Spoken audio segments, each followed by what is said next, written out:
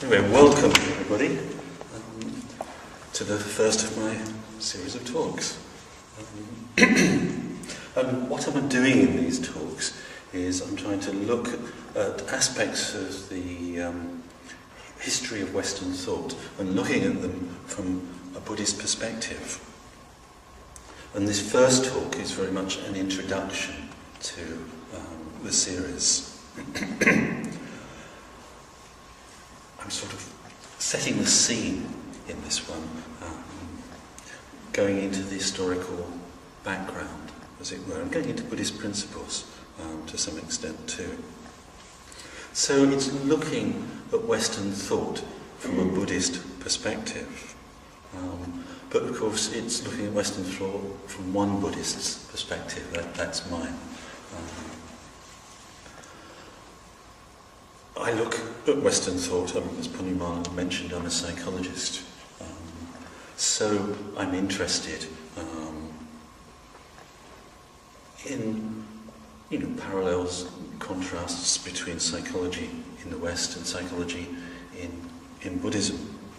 In fact, one of the reasons I became a psychologist in the first place was it's a book entitled Psychotherapy East and West by a chap called Alan Watts. I don't know if anybody's read anything by him, it was a long time ago now, who was comparing Eastern spiritual traditions with Western psychotherapy, which was about 40 years ago. And that actually influenced me to take up psychology. So at the time I was doing maths and physics, where I started out at. And that background in maths and physics also informs my thinking about Western thought as well. I'll be talking specifically about aspects of physics in the next few weeks, maybe in one talk in particular. So my thinking is informed by my work as a psychologist. It's also informed by a background to some extent in maths and physics.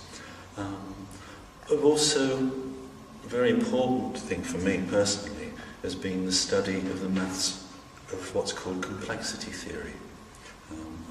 Complexity theory is the study of complex interactive systems. And it's a modern subject developed in the last 20 years or so. I won't say much more about it now, but it does inform my thinking about, Western thought. What I'm not is a historian, and I've had to do something of a crash course in history to be able to do this talk. Some of it I found very fascinating. I found the history of ideas a very fascinating subject to study, but I'm very aware I'm not a historian.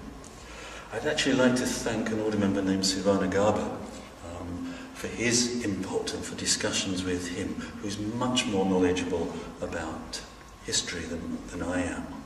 However, any mistakes I make about history in these talks are mine, certainly not his. Now, my subject matter is ideas and their history. And because I'm not a historian, and because I have the background in maths and psychology I do, I'm very aware that history is a very complicated subject. Yeah? And the history of ideas is a very complicated subject. Yeah? I'm very aware that when we're looking back in history, we're only getting glimpses of actually what happened. And that if we imagined, what was happening in the world 600 years ago, this day, how much of that can we possibly know of what happened then? We can only get glimpses. So I'm very aware that history is a difficult subject because it's so difficult to know precisely what happened. What I'm trying to do here is looking at the history of ideas, ones which I think have become very important, and look a little at some of those ideas and how they've developed and what effects they've had. So I'm looking from a Buddhist perspective. So what precisely does that mean? Right. Well, I'm basing in much of my exploration of the ideas on Buddhist principles. I'm using the principles of pratitya samutpada, conditioned co-production, or conditionality. The principle that all phenomena are interrelated in highly complex ways, that phenomena arise, persist, and then fade away in a very complex network of relationships. The principle of conditioned co-production. I'm also basing my thinking of Western thought on the Buddhist doctrine of shunyata, usually translated as emptiness. What's that? Look at shunyata as that any phenomenon doesn't have an intrinsic, stable nature of its own. It's not just that phenomena arise and pass away in very, very complicated web of interactions. Is that we actually can't really talk about phenomena in themselves as existing in themselves. This can sound very abstruse. But as we shall see in my exploration of scientific thought, it's actually rather important. And it contrasts with quite a lot of Western thinking. Of course, the important aspect for human beings of the doctrine of shunyata is when it's applied to ourself. That oneself, one has no inherently existing, substantial, unchanging self. That we are, each of us, a network of phenomena. And related to that is the principles of Buddhist ethics. I think I'm going to stress something particularly important about Buddhist ethics. Yeah? Buddhist ethics are, if you like, a natural ethics. I use the word natural. What I mean by that is that it means that our actions and the motivation of our actions have a natural ethical dimension, whether we know it or not.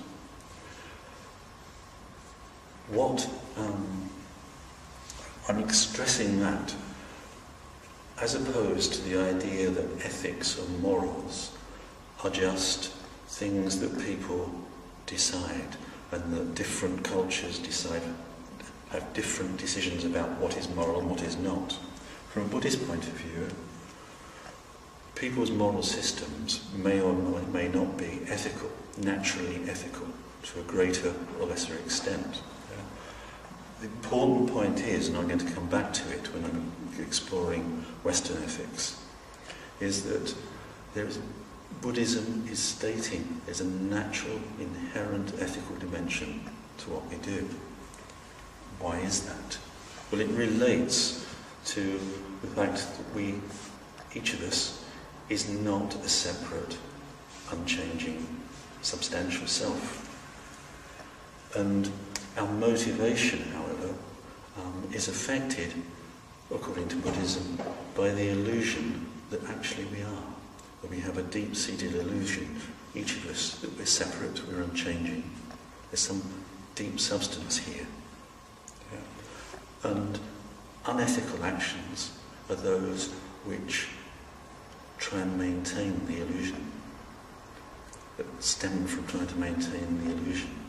But ethical actions are those which help undermine the illusion.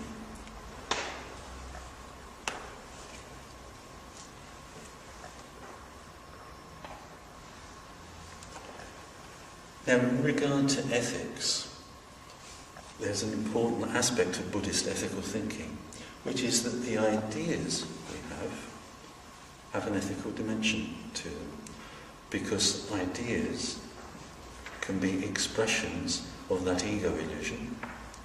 They can be expressions of the underlying emotional impulses connected with that ego illusion.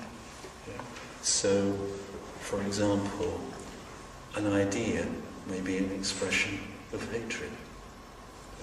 Yeah. Hatred is fighting off anything that threatens the ego illusion.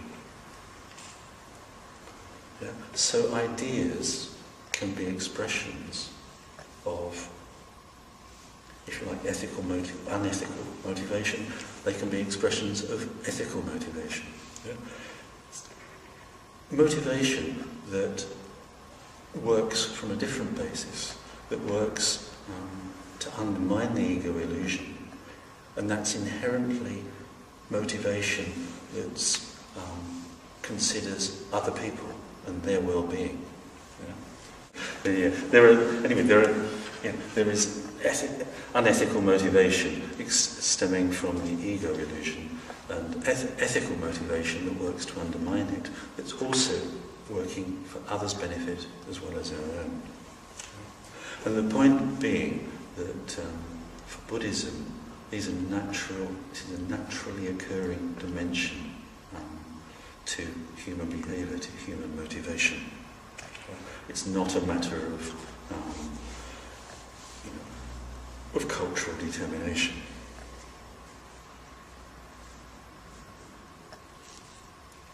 So for Buddhism, ideas are important.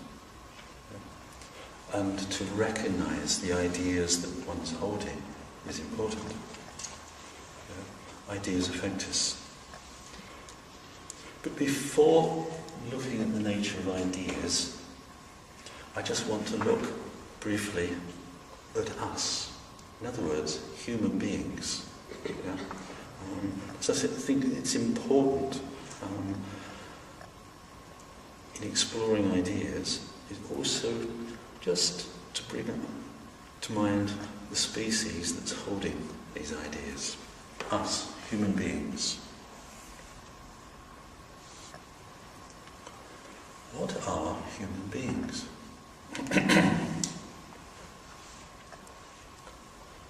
Well, we're related to chimpanzees.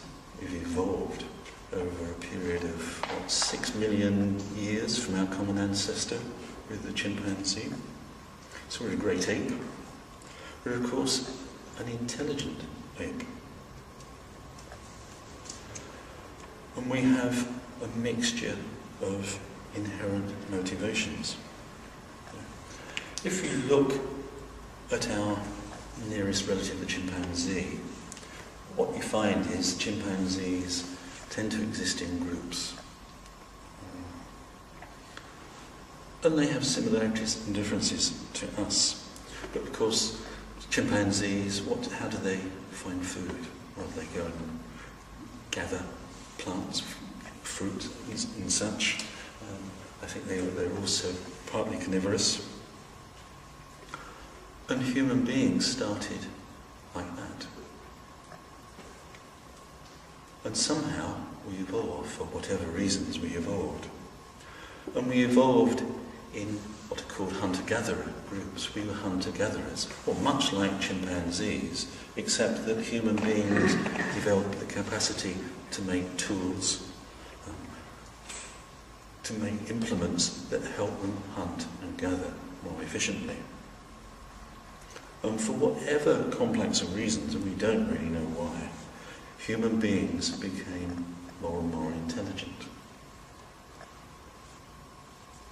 And if you look at human evolution, you notice that to be in groups like we did,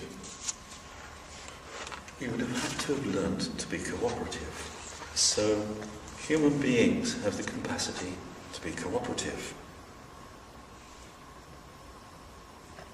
Another aspect about human beings being in hunter-gatherer groups, rather like the chimpanzees, we are, unfortunately, violent. Humans are actually inherently violent. If you think of what life must have been like 60,000 years ago for a hunter-gatherer group, well, they had to feed themselves. How did they feed themselves? Well, by hunting and gathering. Supposing another group came near them. The danger is that that other group will take their food. So what do you do? Perhaps you do what the chimpanzees do. Try and kill as many of the other group as possible. It was interesting when Jane Goodall discovered that chimpanzees do this. They creep up on members of a nearby group and kill them. Human beings do that.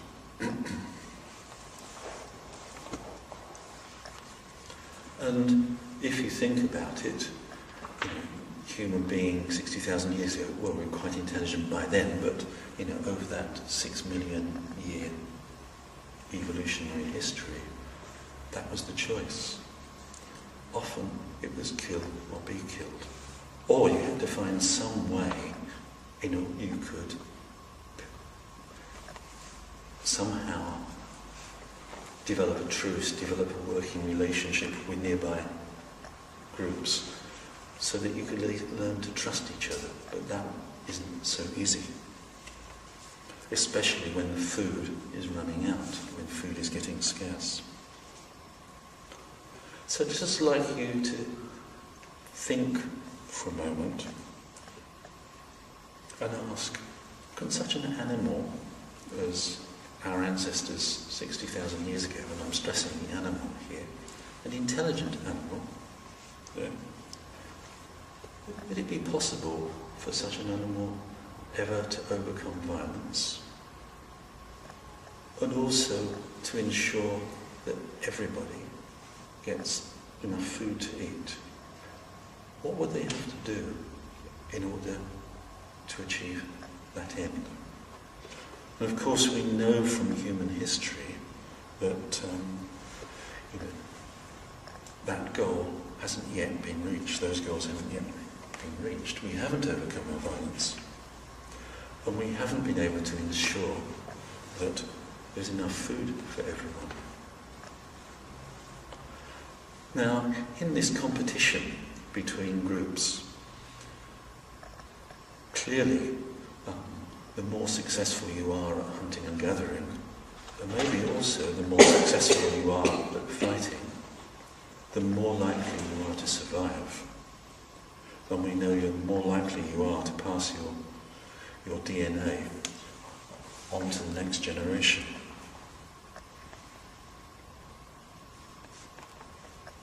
So, unfortunately, there's been that sort of selection process. Can we learn to overcome it? But also, of course, we're an intelligent animal. We've got very good at making tools, making implements for hunting and fighting, and making implements for cooking, etc., etc. The interesting thing is that the better we got at making things, the more we transformed our world. It made it easier to get food, but then population increased. And the same old traps continued. The same old competition.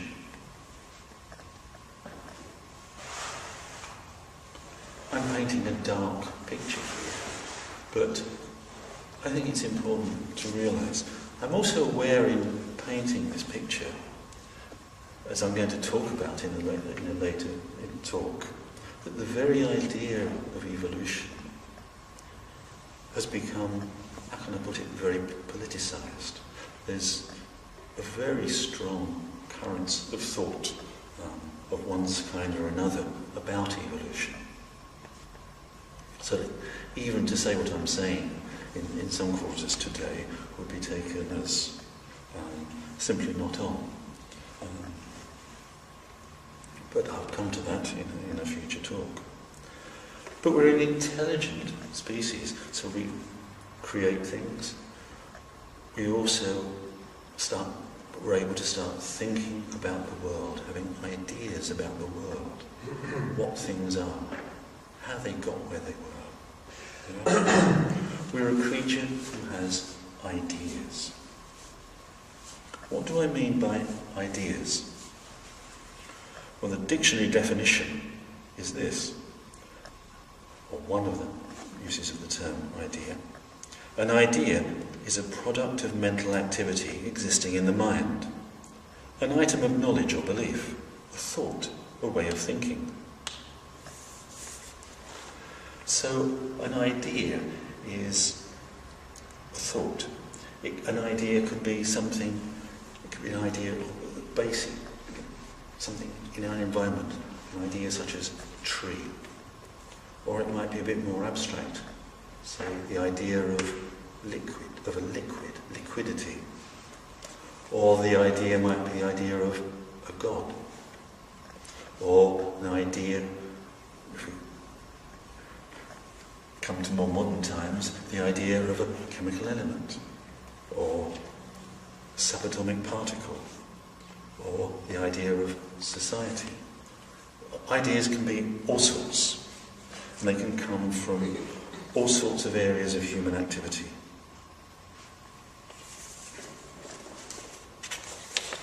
So we're intelligent, we have ideas, and we also have the capacity to think very clearly and very logically. Human beings have developed that capacity. We've developed systems of logic. We've developed mathematics, where there's highly complex chains of thinking, and we can do them. But it is interesting that when we're usually thinking, we're not necessarily very logical. And the default option is what one could call emotive thinking. In other words, our thinking is influenced by our feelings and all sorts of considerations. In a way, there's no surprise the way this should be. Our ancestors 60,000 years ago couldn't, when they were running after an animal or running away from an animal, sit down and think, oh, what's the best way to get away from this animal? You had to make decisions fast, and we tend to make decisions fast. Yeah? And even people who can think very logically, very clearly, in certain circumstances, can think very emotively in others. I mean, the example that amused me about this was a few years ago, some neuroscientists did a study of American Democrat and Republican voters, and they asked them to I think it was watch videos of particular people, and asked them a series of questions about it while they were scanning their brains just to find out which parts of their brains they're using. Because actually logical thought uses a particular set of parts of the brain, and if you like, the default option of emotive thinking, another lot. And what was interesting is they took Republicans and Democrats, and when they didn't know whether the person they were looking at was, seeing a video of was a Republican or Democrat, they could be very logical. But as soon as they knew that whether that person was a Republican or Democrat, they would think, they would go into emotive thinking, and their brain scan patterns changed. Just knowing that the other person is of the opposite political view, whatever that is, can make you be illogical, as we know very well, probably. So, although we have ideas and can be very logical with them, we can also hold them and use them very illogically, very emotively. We can also hold ideas and know that we have the idea. We can hold it explicitly. However, we can also hold ideas without knowing it. As we're growing up, it's like in people's behaviour and what they say, there are certain assumptions. And we don't explicitly work out what those assumptions are, but we pick up the assumptions. And the assumptions come from certain ideas. It's a bit like when we're a child and learn language. Without knowing it, we pick up the rules of language. We don't think about it, we just do it. Well, we can pick up ideas without knowing it. Certain things seem obvious to us. Certain ways of looking at the world. We don't realise quite what's going on when we do so. And ideas can be spread in all sorts of ways. Ideas pass from person to person. We can tell somebody about that. We can actively teach somebody. Our ideas actually, of course, depend in this way on what technology we have for spreading the ideas. And that's very important to consider. Very aware, of course, that over the last 20 years the internet has sprung up, and it seems to be having, a very strong influence on, shall we say, the world of politics, certainly in parts of the world. You can now turn on your computer and Google anything you like, and you'll probably find, a host of pages telling you about that thing. Over 20 years ago we couldn't do that. We'd have to go to a library. And that library would be relatively limited. If it was a local library, it might be quite a good library. It would be not so easy to come across certain ideas or get certain knowledge. Once upon a time, there were no books. When there were no books, ideas could spread much more slowly. And as you'll see in a minute, the rising of printing and making books had a strong effect.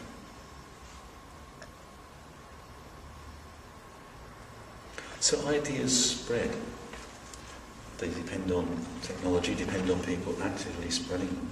Ideas also can be suppressed. If you hold certain ideas and other people hold the opposites, they might not like your ideas if they contradict theirs in some way, and might actively suppress them.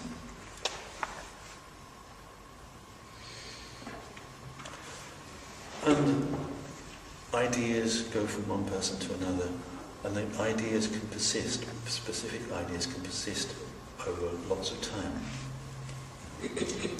And ideas can mix with other ideas. Ideas can change and grow. So ideas are actually quite complex things in themselves. Human beings have ideas, but ideas pass from person to person, from group to group.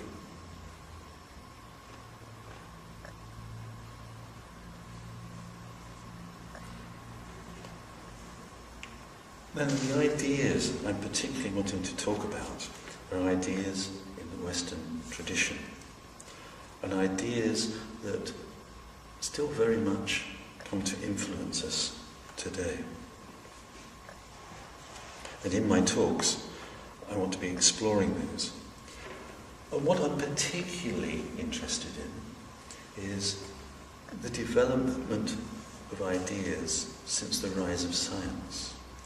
And because science really took off in the West, looking at the rise of science in the context of the West, in particular the context because the West is Christian, the rise of science in the context of Christianity.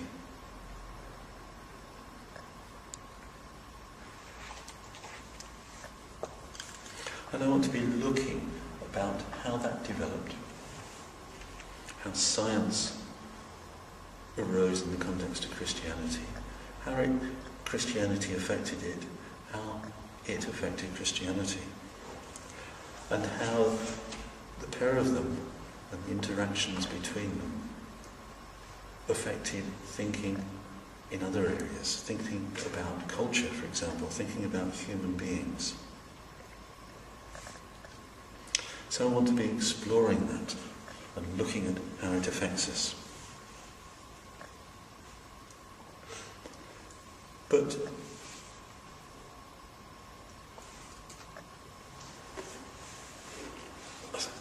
I'm emphasising that in the West, the important issues, the important context to think about the development of Western ideas is the rise of science in the context of Christianity. I'm also aware when I say that there are other influences at work. And there is the important influence of classical thought. That's the thought of ancient Greece and Rome. So I'm going to look now at these things. I'm looking to look a bit at Christianity, a little bit about classical thought, and then the rise of science and their effects. So let's look at each of those in turn. Let's look first of all at Christianity. Look at Christianity in terms of the ideas it contains, or the ideas that make it up, and then look at those ideas a little bit. So what is Christianity? Well, in part, Christianity is based on a Middle Eastern tribal religion and a tribal god. Yeah, it comes from Judaism. And if you study the Old Testament, you realise it's very much to do with the unification of particular tribes under one tribal god. And it's very much about those tribes uniting under that tribal god, all believing in him. Belief is an idea that's was very important. Not just believing in that God, but doing what he says and following the same set of tribal rules. So Judaism has, as part of it, or Christianity as part of it as well, this kernel of what one could call tribal religion. But when I think about that, I'm thinking back to hunter-gatherer ancestors and the problem of the other group. What do you do? Do you attack them before they attack you? Do you try and do some sort of truce? Do you protect them? Well, by the time Judaism, we're talking 3,000 years ago, people had invented agriculture. The population had increased, but the same problems were around. Yeah. How do you guarantee the survival of your tribe, not just your small group now, but your tribe, when there are other tribes fighting for the same resources? well, you have to find some means of unifying. And it seems that a sensible thing to do is to unify under the one tribal God that you all recognise. Very interesting thing about this tribal God is that in Judaism, this tribal God is not seen as one God among many, but as the only God. Yeah? So you have the idea that there is only one God. Yeah? Monotheism. Now, Judaism, its development, was influenced by the Jewish tribes' experience also of not just tribal warfare in the Middle East, but also the fact that there were empires not that far away, sort of in Persia and nearby. So the idea of a tribal god or one god begins to have some sort of, if you like, imperial notions attached to it. You've got the one God, and the one God created everything. The one God rules the universe, like an emperor rules an empire. Now, Israel became part of the Roman Empire. And in fact, there was a Jewish diaspora, a very prosperous and very widespread one, through the Roman Empire. And in the Roman Empire, it's very interesting. What you find is that, the Romans had their gods and various subject peoples had their gods. But arising in Greece and later in Rome, people began to think of the idea of there being somehow one God. And it appears that for a while Judaism seemed quite attractive, an idea through the Roman Empire, because it had the idea of one God. It was already worked out. The problem seemed to be that Judaism was still very much tied to its, if you like, tribal rules, which formed a stumbling block. Christianity developed out of Judaism. Christianity was from its inception a religion of the Roman Empire. And it took on the idea of God, the only God, the creator God, the God who rules the universe, rather like the Roman emperor. But of course Christianity has more to it than that. It has the figure of Jesus. And there are two aspects to the figure of Jesus.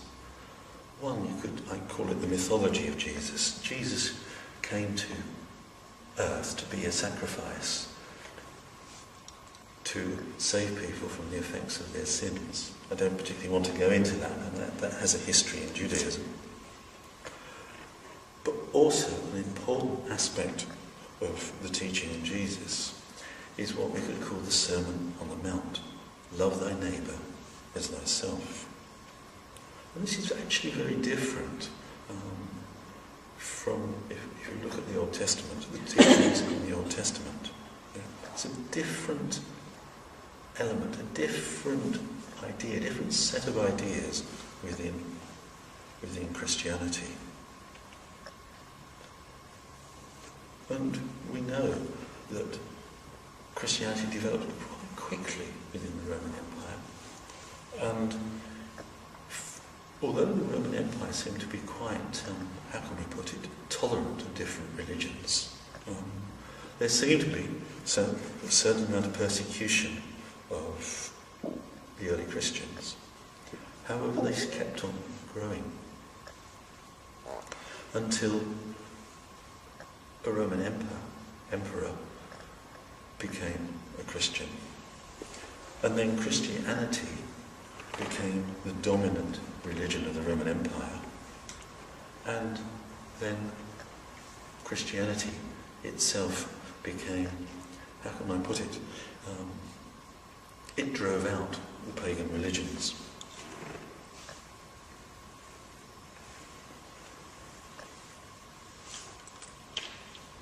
And then a particular figure in Christianity was the figure of Augustine. Augustine had the idea that the whole of society should be, if you like, be totally imbued with Christian ideas and Christian institutions from top to bottom.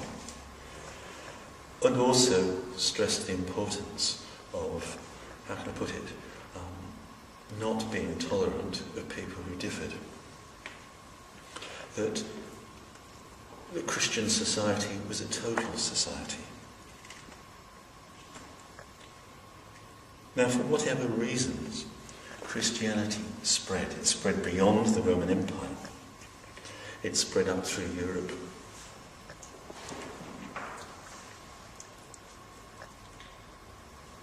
And for hundreds of years, Christianity came to dominate Western thought.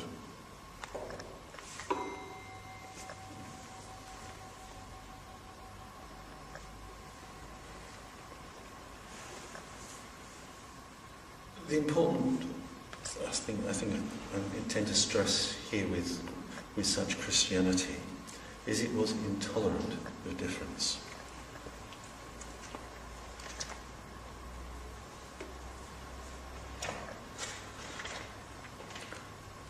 And there was this idea, this Augustinian idea, underlying it.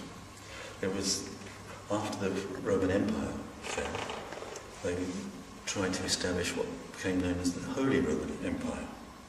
And for a while they were trying to establish this Augustinian version of society, this total Christian society within the Holy Roman Empire, putting the church at the top.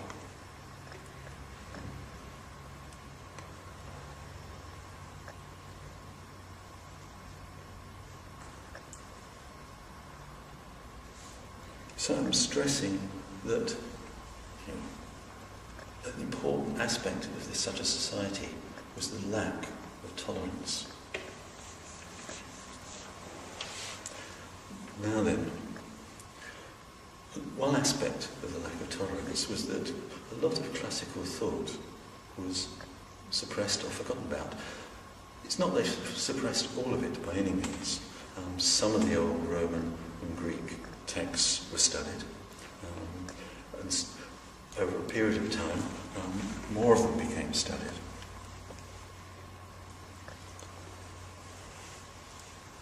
However, it wasn't until the fall of Byzantium, the Eastern Roman Empire, and the rise of the city-states in Italy, when ideas from the classical world became more widespread. We've got what would come to be called the Renaissance. But with the Renaissance, new ideas started to come in.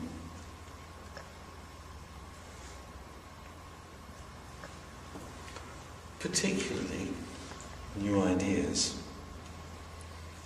with regard to the natural world. New ideas, really old ideas, to do with the nature of morality. So these ideas were beginning to spread. With the invention of printing, or the reinvention of printing, movable type printing in the 15th century, the ideas began to spread very fast. And they began to spread very fast at a time when the church, that's the Catholic Church, was becoming to be recognised as increasingly corrupt increasingly in need of reform. I mean, the Catholic Church, I mean, it's very interesting when you think of what, if you like, life in the Middle Ages under the Catholic Church.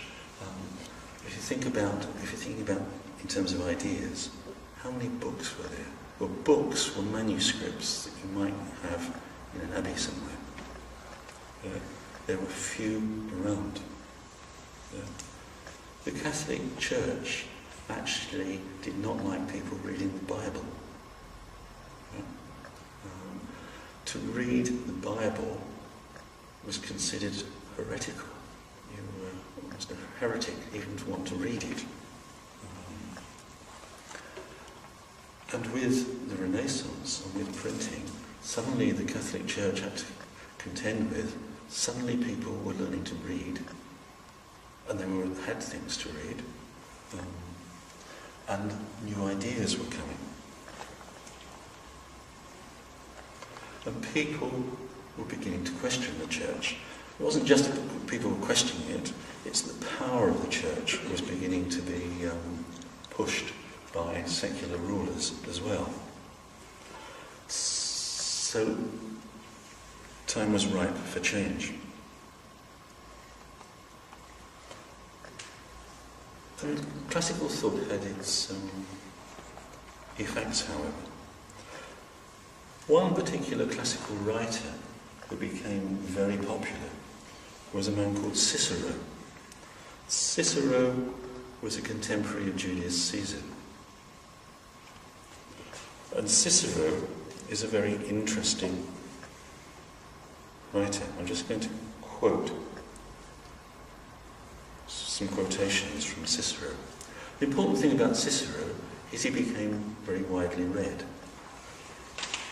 in late 15th and then the 16th century.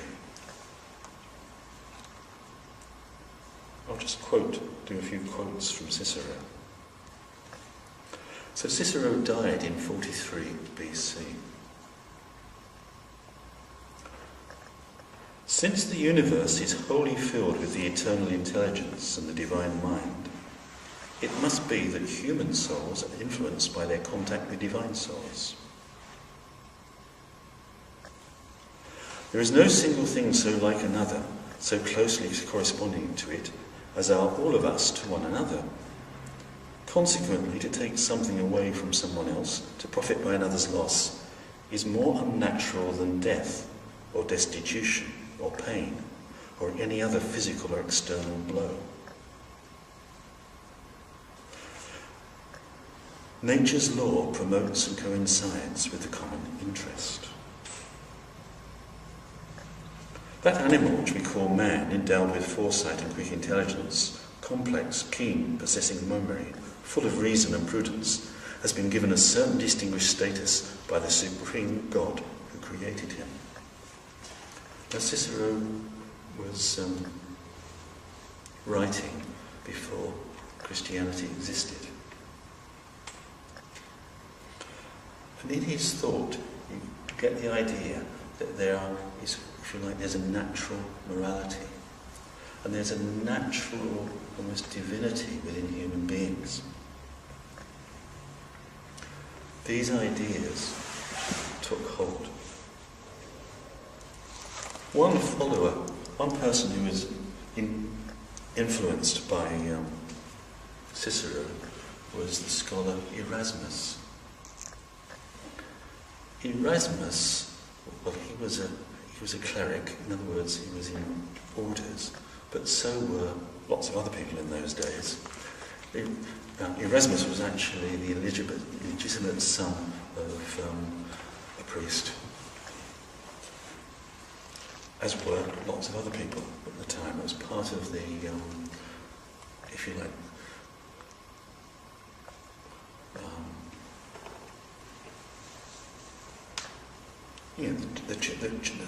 if you like, the sort of the church becoming rather corrupted. There were lots and lots of clerics around. Erasmus was a very intelligent chap, and he was around when printing had just started. Erasmus became a best-selling author.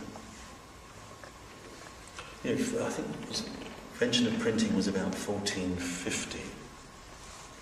1450. I mean, before that, books were manuscripts. There'd be dozens around, maybe hundreds. Erasmus wrote loads of books. He produced a copy of the Greek version of the Bible. In the 1530s, there were 300,000 copies of that in circulation. In the 1530s, there were 750,000 copies of his other works, including a book on etiquette. Erasmus is known as a humanist. He criticised the role of the church. He didn't see that the church was needed for human beings to have a relationship with God. He thought we needed to study the Bible. He was a pacifist.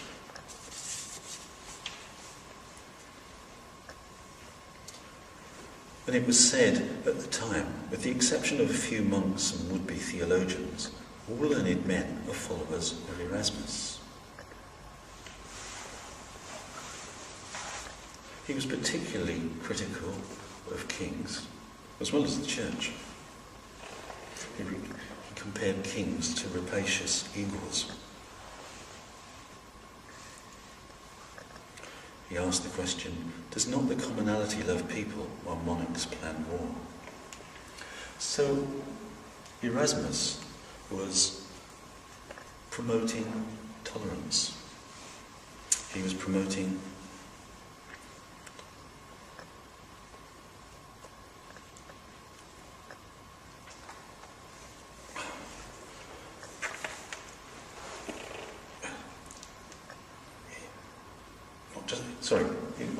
he was promoting tolerance. Erasmus was also someone who thought that theology and ideas about the nature of God, etc., should be kept to a minimum. People should study the Bible, should pray, but also people should behave very well with each other. People should be ethical.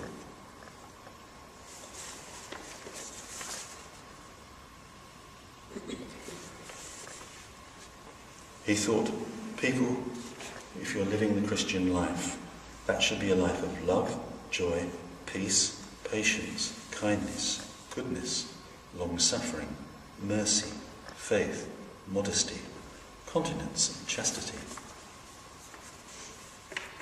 He did not think that heretics should be killed, should be persecuted. And Luther was very influential. Unfortunately, that way of tolerance didn't last. What happened instead is that the pressure to reform the church resulted, the church would not reform. And we got the rise of Martin Luther and the Reformation.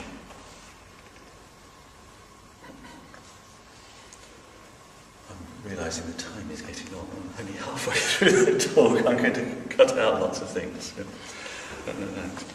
So what we got was the Reformation, and instead of the tolerance represented by and embodied by Erasmus, you've got a polarisation between Catholics and what became known as Protestants. And what you get was religious warfare. In the 17th century, this resulted in the 30 Years' War in Central Europe.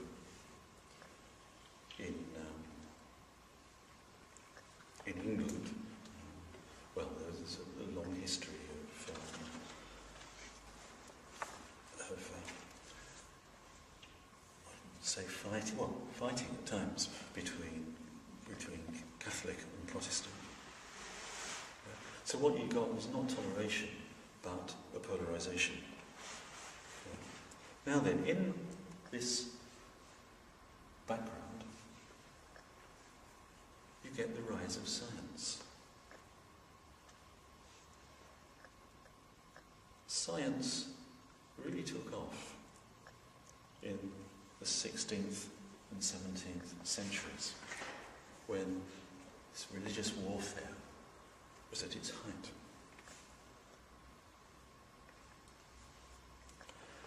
If you look at the history of science, you see, well, there are precursors of scientific method before the 16th and 17th centuries.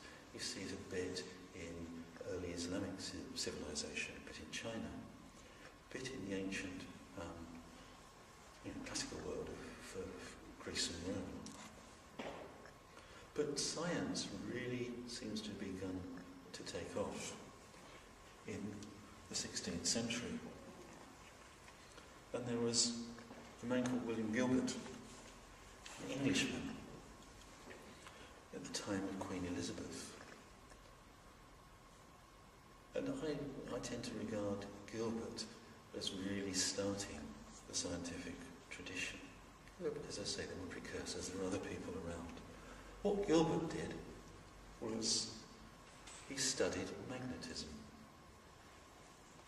And he studied magnetism by studying magnets and what they do. Now, before Gilbert did that, how did people try and think about the world, the natural world, or anything?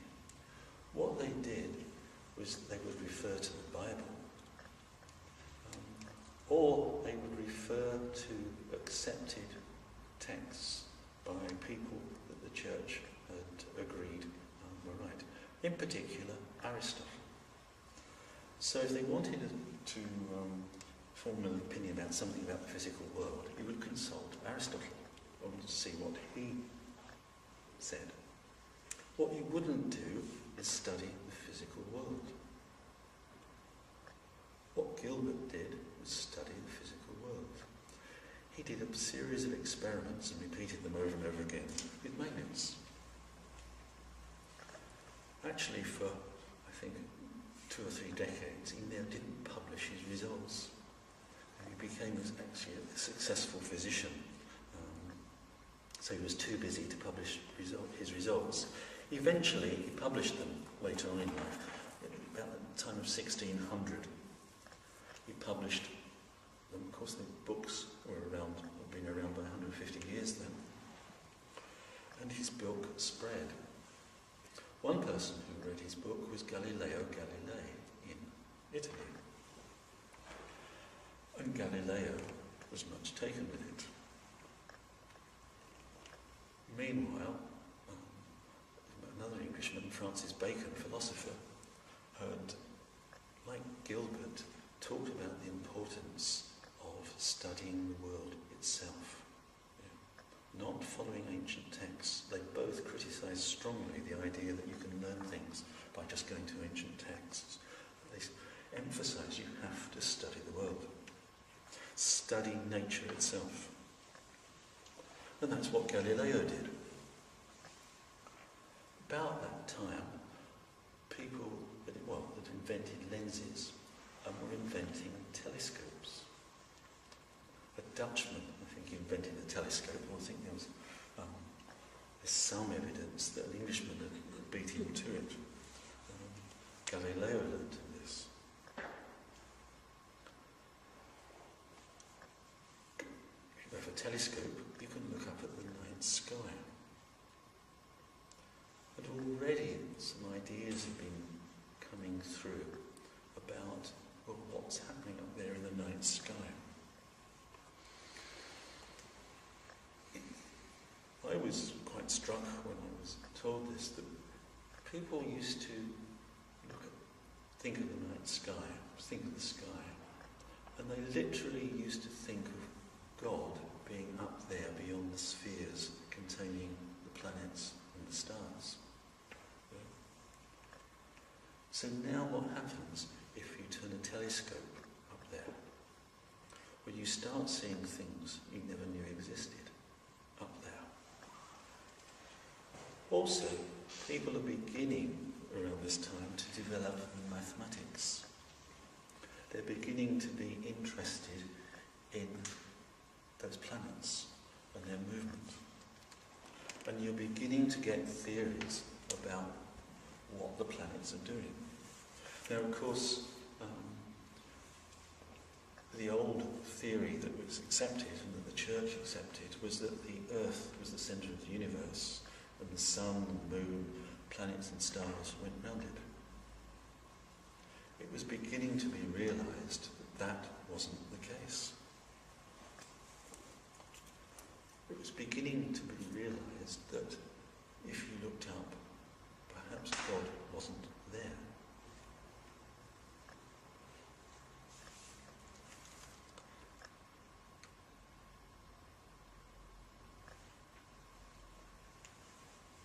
Galileo wasn't just turning a telescope at the sky. He was looking at the movement of physical objects in the world. There's a famous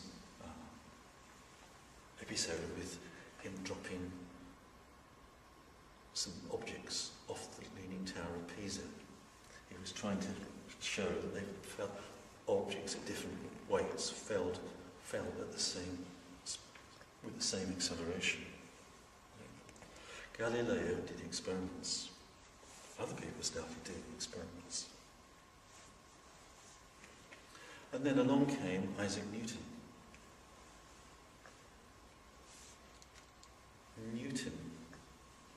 Well, he did experiments himself. He did experiments in optics. He was also a gifted mathematician. Newton was one of the people who invented the calculus. He studied gravity. He studied motion. And what Newton did, he came up with what he called the laws of motion. The laws of motion. With Newton's discovery of those, or if you like, creation of those, however you like to put it, we entered a different age. Suddenly, human beings could understand physical motion, what made matter move. Newton also studied gravity and was able to show that things falling under gravity on Earth, well, it was the same gravity that kept planets in orbit around the sun. At a stroke, Newton gave humanity an incredible set of tools for understanding the physical world.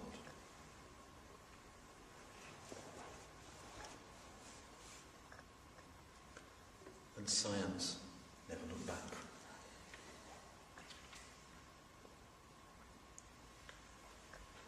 These developments happened in the late 16th and the 17th century. And it's very interesting that by the time you get to Newton and his effects, that the warfare between different Christian sects had reached truce, tended to come to a stop. And people had started to realise it was important to tolerate those of a different set of beliefs. The idea of toleration had been developing,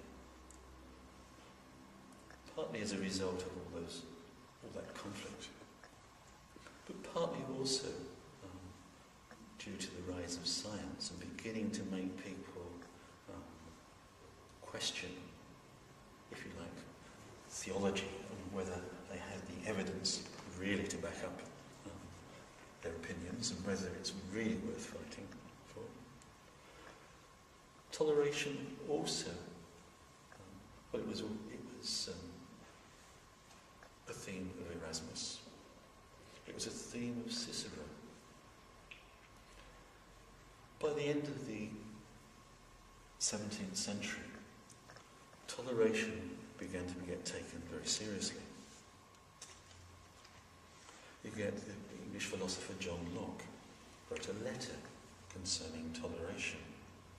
And it's very interesting to read this letter and how John Locke argues the importance of tolerating those with whom you don't share your beliefs.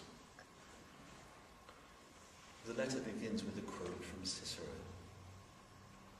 And then John Locke quotes the teaching of Jesus. Not the Old Testament, but the teachings of Jesus. And he also argues, manages to argue, that people differing, beliefs difference is no concern of the magistrate. It should be left to people themselves. Now, Newton, and also John Locke, who I think was a friend of Newton, became very influential throughout Europe.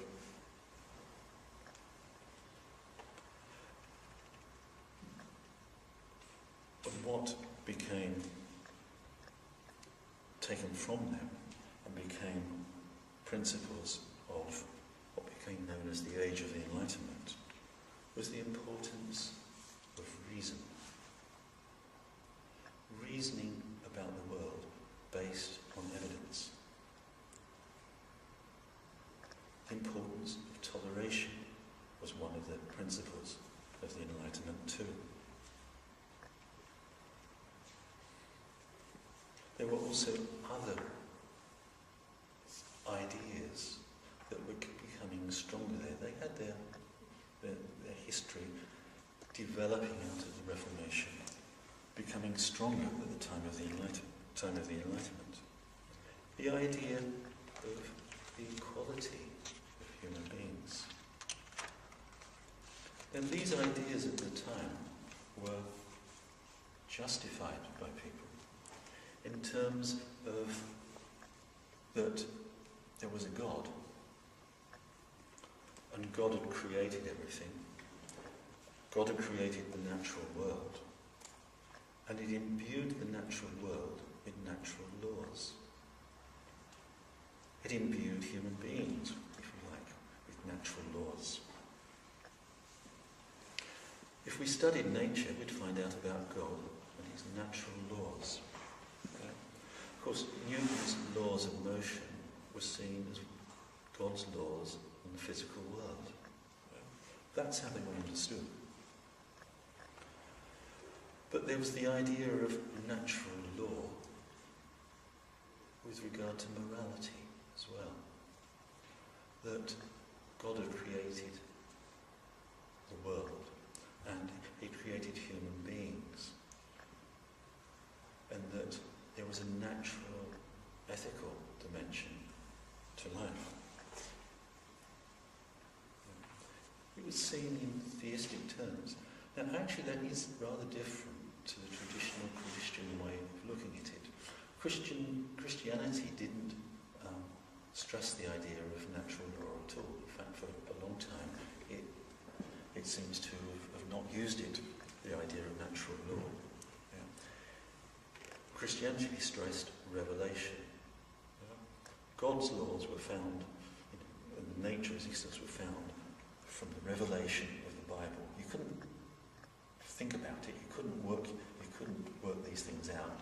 You were told about it through revelation. Yeah. It's the ancient Roman Greek idea that there were natural laws. You could find things out. You could reason things out. Yeah. But that got forgotten about.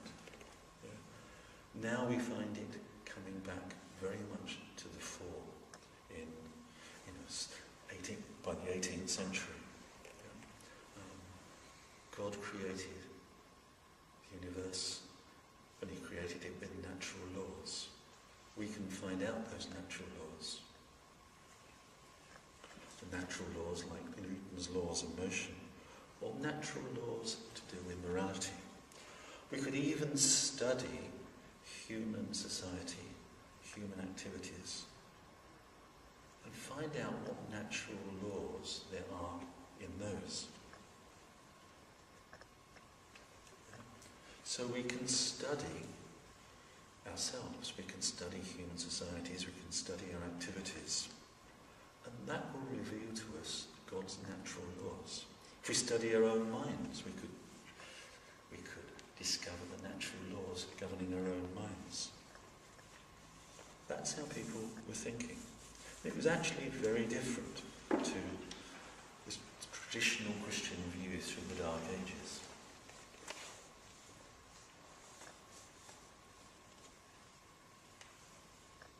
And I'm realising I'm been going on for quite a long time, so I'll try and keep it as short as possible. Let's do it. Yeah.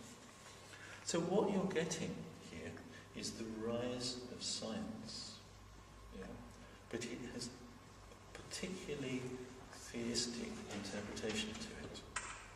Of course, the theism you're getting is somewhat different from the traditional Christianity through the Dark Ages. Yeah. It's a theism that partly reflects the thinking of ancient Roman Greece, people in ancient Roman Greece. But it's a theism which is becoming a bit divorced from Christianity. Yeah. People were thinking in terms of a God, but they were beginning not just to question specific Christian doctrines, but beginning to question it more and more. And some people became deists. They just believed there was a God. Well, they believed there was a God because, if you looked at anything, it seemed to be designed so perfectly. Somebody must have designed it. Yeah. So they thought there was a God, but the Bible and its stories held less and less attraction, shall we say. By the early 18th century, you were getting atheists. You're getting, for example, the philosopher David Hume, the Scots philosopher. Yeah. It was possible to declare oneself an atheist without being persecuted, at least in some places. David Hume grew up in Calvinistic Scotland and seems to have wanted to distance himself strongly from what he was subjected to in his upbringing. And Hume was like Locke, emphasised finding out from experience, reason based on experience.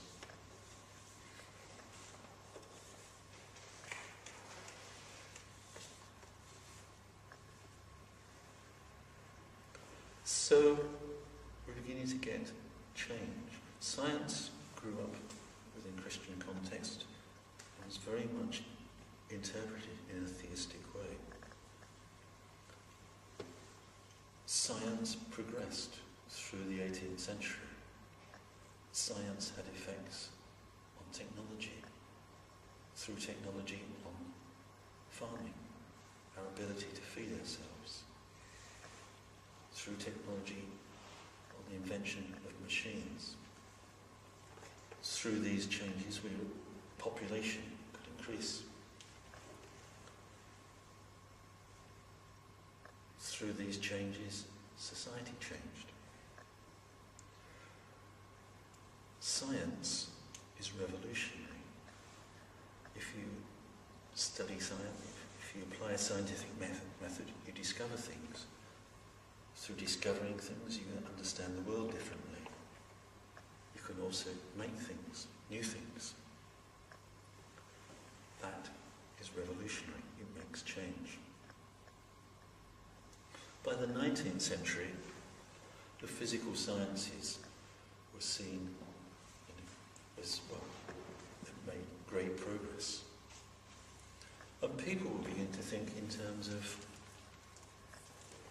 people were still made theists. But they're beginning to think more and more in terms of physical science. They were also applying their thinking about physical science to the human world. And they were trying to think of the human world in similar ways to the ways they were thinking about the physical world itself. So by the time you get to the 19th century, you get philosophers like Herbert Spencer. Herbert Spencer's philosophy was twofold. He wrote about something called the unknowable, but which he was referring loosely to the idea of God. But the rest of his philosophy, as applied to the world, the world, the universe as we know it, was very mechanistic, very much looking at things in terms of matter. He talked about the conservation of force. He talked about something called evolution, which meant a sort of change in physical systems, but also the change in human systems. In the 19th century, what you were getting was the development of thinking very much influenced by the physical sciences. At the same time, you were getting sort of changes, development in Christianity.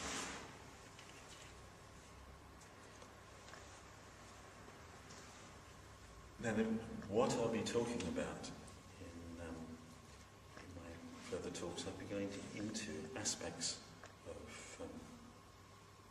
of these developments I've sort of very briefly referred to. And I'm going to flag up now what I regard as some of the positives of these developments. Developments in Christianity and science, and from the interplay between the two. I think some of the positives are what I call the recognition of the importance of empirically based reasoning. Not basing your thinking on old books or old authorities, but actually on the evidence.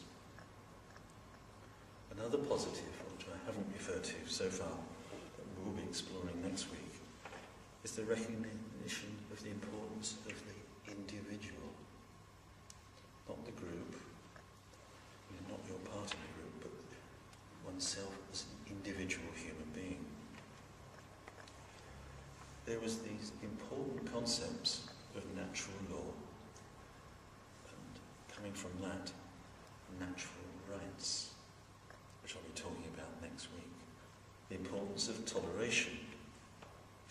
And alongside these developments, there seems to be something very interesting happened.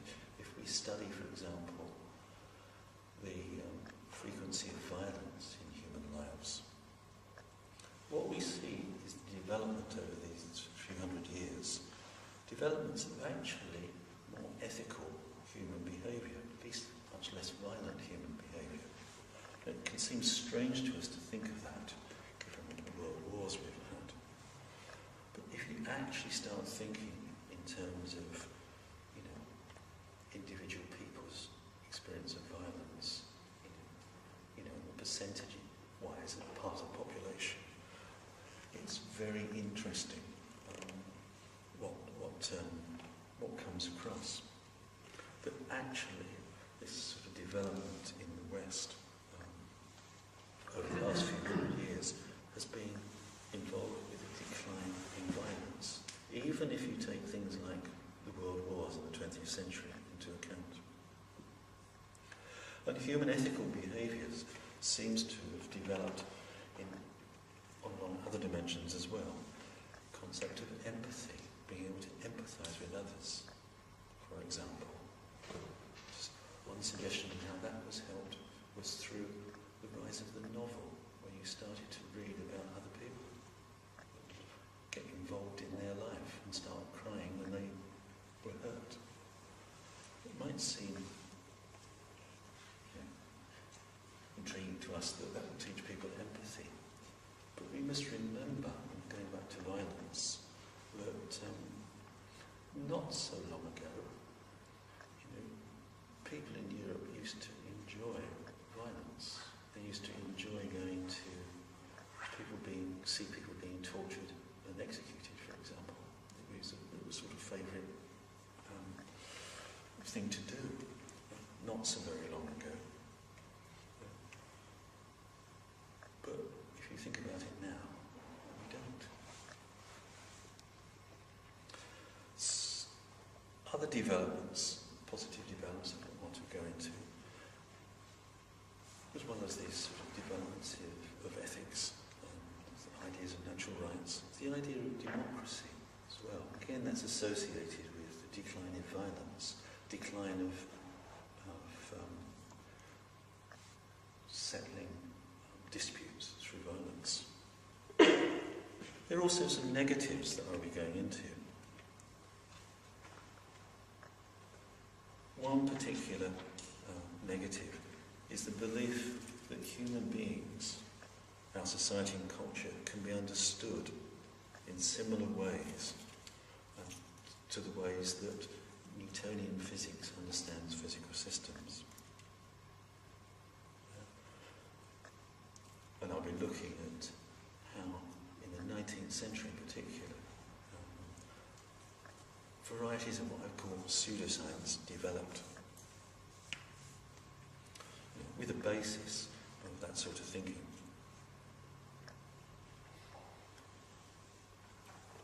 I'll also be looking at what I consider a limitation, a restriction of thinking, which is what I call the restricted choice of God or nothing, or the restricted choice of God or nothing but matter. Yeah. I think this is a very interesting restricted set of ideas that have influenced Western thought and still influence us to this day. Yeah. And I'll be going into that later. I realise I've gone on for rather a long time, and I'm going to draw it to a close. So, next week I'll be looking at the rise of things like toleration, democracy, and the idea of human rights. In my third talk, I'll be looking at some bad ideas, some of the negatives. Ideas drawn partly from science, but also with a background in Christianity. Ideas which have actually led to harm. I'll be looking at particular theories of economics. I'll be looking at what I've called social evolutionism. The ideas of progress or evolution, and they've been misapplied to human societies. And I'll be looking at Marxism as a third strand from the 19th century. It's actually related very much to the other two. I think in my fourth talk, forgetting which one's fourth talk is I haven't got my list of talks here. My fifth talk is about I'm looking at moral thinking about consciousness in terms of that restricted choice. My sixth talk is about psychology and therapy. My fourth talk has completely gone out of my mind. Anybody remind me? How strange. I have a fourth talk. Anyway, I'm very conscious that I've gone on rather a lot, and I've cut rather a lot out. I didn't know how long this was going to take me at all. Thank you for listening to me. Thank you for putting up with some digressions and going blank. And I forget what I'm talking about in the middle of it. What I'm conscious of is how vast a topic this is, the history of ideas. I actually got rather nervous before giving this talk. I don't usually get very nervous. front of talks, but I was conscious of how difficult it would be to try and encapsulate important things in the history of ideas in a single talk. Right? But thank you for putting up with me and following what I've talked about. And I've realised I've left a lot out, but we'd be here for another hour and a half if I didn't. So I'm going to stop there. I'm going to invite you along to the next talks where I can go into details. Anyway, thank you.